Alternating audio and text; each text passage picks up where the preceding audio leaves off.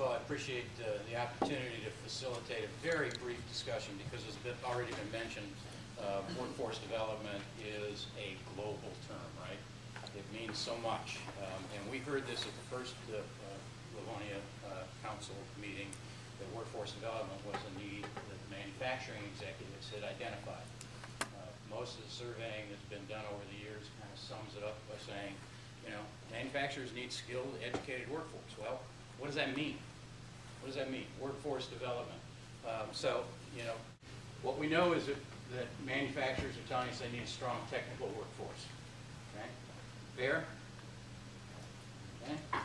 They're also telling us that they need the right workforce with the right skills at the right time.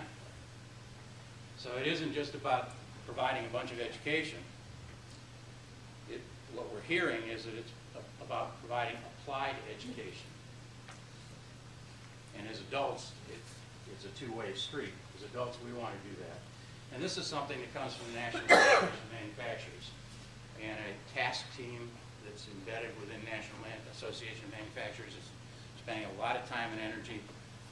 SME and other organizations are partnered with that. A lot of time and energy trying to develop a pathway that can support manufacturing excellence in this global arena and in this country. So the discussion that we'd like to start in the few minutes that we have today and the outcomes we'd like to get from that is a better understanding of how the various partners in this council can work together. We think, in some of our earlier discussions, we think that the basic model, and has already been alluded to here, is that the business leaders need to set strategy, they need to set direction, they need to define the needs and the goals and objectives. And at the Livonia Chamber and the Industrial Council leaders then are in the middle to bring the partners together and to identify available resources and do this networking that we're talking about and really facilitate this process. And then all of us, as I've already mentioned, become those resource partners. I know from an SME standpoint, there's a little pamphlet on your tables. I hope there were enough handed out. If there aren't, I've got some more. But from an SME standpoint, there's an awful lot of skill development work and programs that are being provided through SME. But those are some of the same programs that are being provided by other organizations. So that's kind of an outline that we'd like to approach. And again, the rest of this is help us identify the roles for these partners and also what are, begin to capture some of those specific needs from them in terms of what is workforce development mean for you? What are you looking for?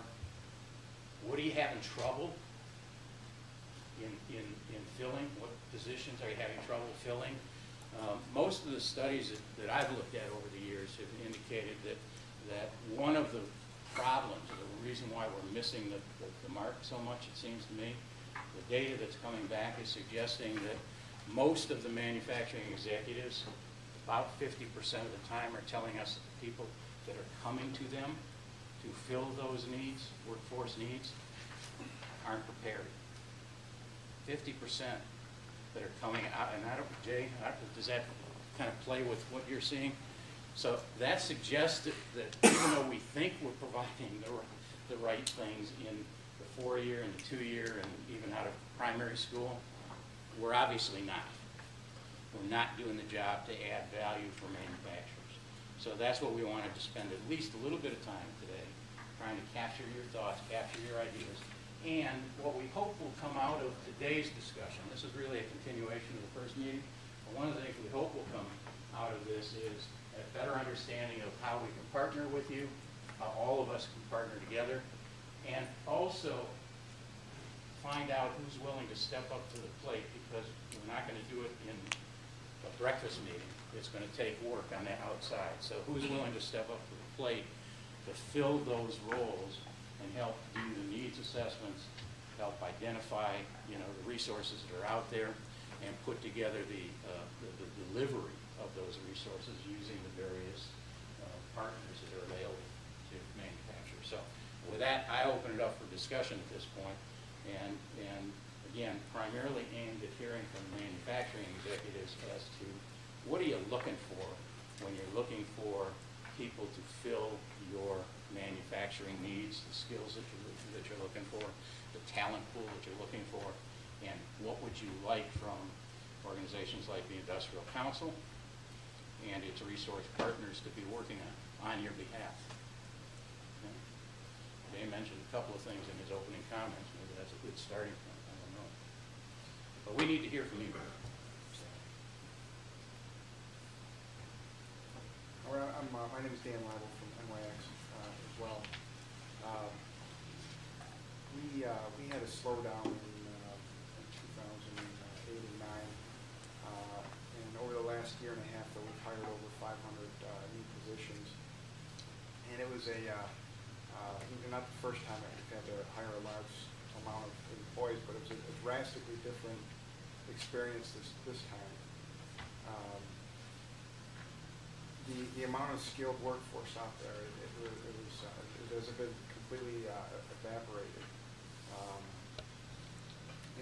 If you look at the landscape of the automotive industry, we used to have a good number of competitors, and they all were at various stages of a different life cycle. Some were hiring, some were firing, some were growing, some were shrinking, and they were all sort of churning out a lot of their own homegrown talent. And it was very easy to find a niche position by just seeing who was out in the existing labor pool. What's happened is a lot of those companies have disappeared, and the companies that are left all sort of seem to be on an upward trajectory. They're all growing. So it's very difficult to go out and find existing technical talent from the existing labor pool. So we're relying on our own internal development, and we're trying to find sources that can assist with training.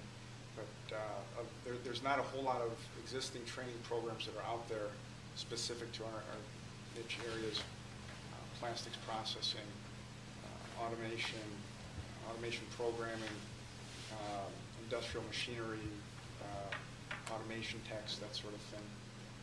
And even on the administrative side, to some degree, with logistics and materials management, process optimization.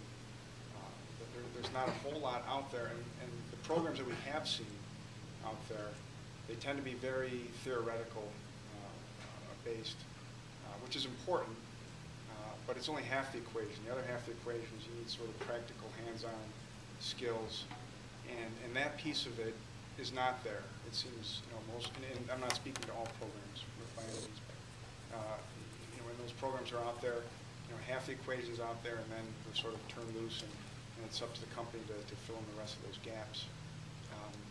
That's not completely on par with some of the things that we've seen in other states.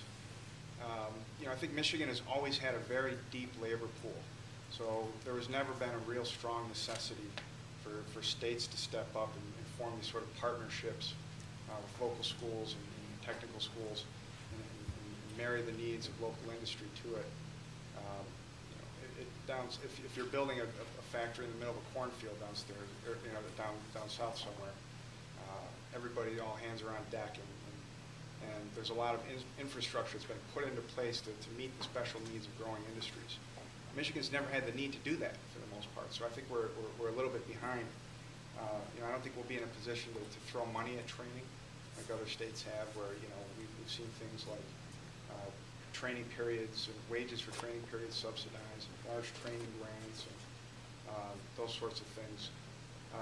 But that may be out of our control, but the level of partnership between local universities, local schools, local technical colleges, getting together with industry leaders and finding good workable solutions, that is something that's very much in our control. And we may be a little bit behind the curve on that so far.